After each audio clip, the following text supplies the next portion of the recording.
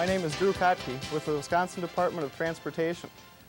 In January of 1990, the Wisconsin Department of Transportation began implementation of a new automated highway design system. We chose to run CEAL software from CLM Systems, which stands for Civil Engineering Automation Library, on Apollo workstations running the Unix operating system. To give our managers and new CEAL users an overview of the automated highway design system, the Automation Development Unit developed a short example problem to walk the new users through a design process. So we're going to look at this overview online, and before we get started, I'd like to mention three things that are important to understand. One is program files, two is digital terrain modeling, and three is the concept of a database. Program files are one of the strengths of CEAL.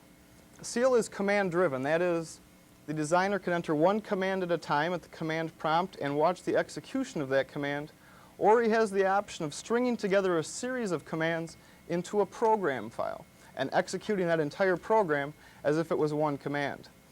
The demonstration that we're going to see is in fact one long program file. That makes it very easy for anyone to use and also makes it good for a demonstration. The second thing that's important to understand is the concept of digital terrain modeling. CEAL utilizes this technology to make a three-dimensional model of the Earth's surface inside the computer. Here at Wisconsin DOT, the data is gathered photogrammetrically from aerial photos, and a three-dimensional model of the Earth's surface is represented in the computer. The third thing that's important to understand is the concept of a database. CEAL is database-driven. When a designer is working in CEAL, he's making modifications to the database. CEAL stores the minimum amount of geometry necessary to solve the design problem. So when a designer makes a change to the database, all the reports, all the plan sheets, everything is drawn from that database and is therefore automatically updated. Well, let's take a look at the overview demo then. This is CEAL running on the engineering workstation. When CEAL comes up, there are two windows. There's a graphics window, which you see here in black, and a text window that appears white. Your commands and reports are generated here in the text window, and the graphics are seen in the graphics window. We'll just recall the program file to begin the demonstration.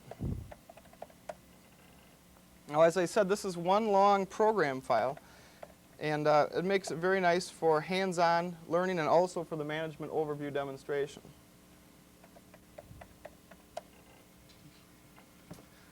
The Unix operating system allows the designer to grow the windows and shrink them down, depending on what he might be doing at the moment.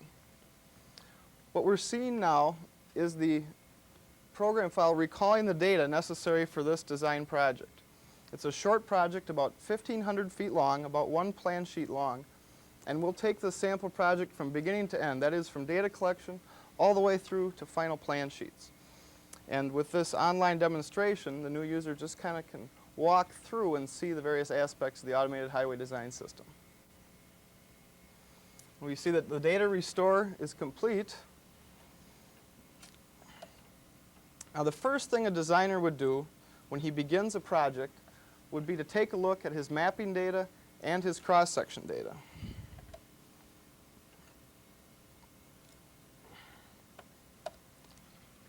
What we're going to see now is the mapping data plotted to the screen. Now, this information was compiled photogrammetrically from aerial photographs and was translated into CEAL format for use on the workstation as a background image for the designer. As you can see, the planimetry here, buildings and roads and so on, are used as this background image. When this comes up to the screen and the designer does any coordinate geometry now, it's correctly referenced to the mapping file. This has been a great aid to the designers and to be able to see the topography while they're doing the design. So the designer would now have a feel for what the project looks like after examining the mapping file.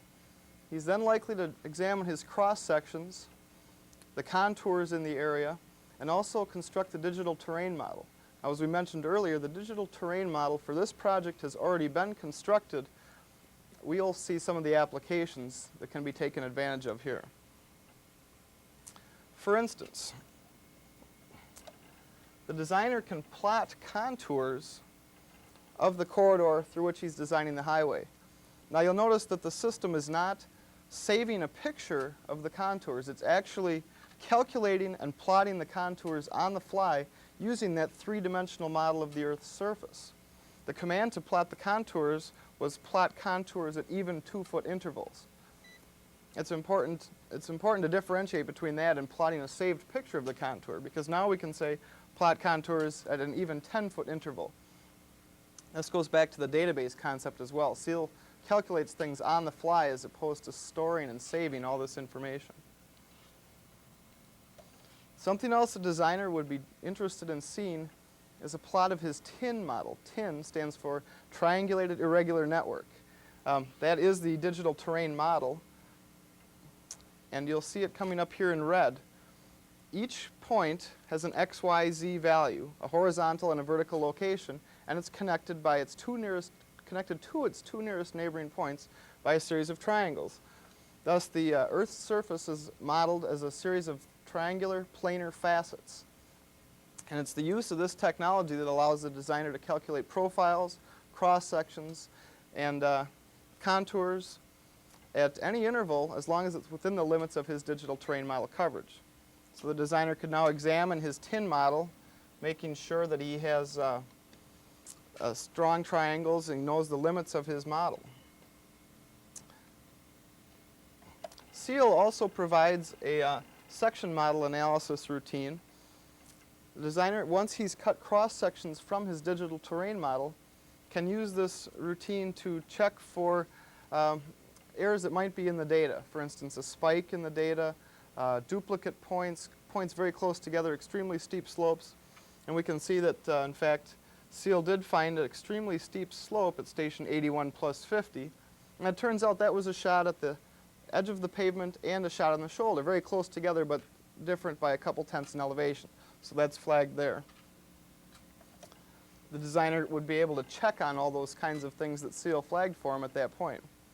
Another thing that CEAL provides that's very handy for the designer is the ability to view his cross-sections in perspective view format. You can tell the system where to stand, what angle to view, and the distance to a clipping plane and the angle of your eye, and you can see, just as if you were standing out on the project, what the landscape would look like. Now here again you can see how valuable this would be for a designer checking his initial data. You can see if there was a spike or an anomaly in the data, how readily it would be apparent here. So once the designer has checked over his data, checked over his mapping, he's going to begin his design work. And CEAL provides working plan sheets which make it very easy to do just that. What we'll see here now is a short section of a program file executing, and it's important to remember the strength of these program files. A designer can copy this program file, and all he has to do is change the elevation of the lowest grid line in the beginning station of the first vertical grid line, and he's got a custom plan sheet for his job for that section. So we're watching this intelligent plan sheet now plot. The system now knows the elevations and the stationing within the grid, and also is indexed correctly with the horizontal location in the plan portion. We also have the ability to display the photogrammetric map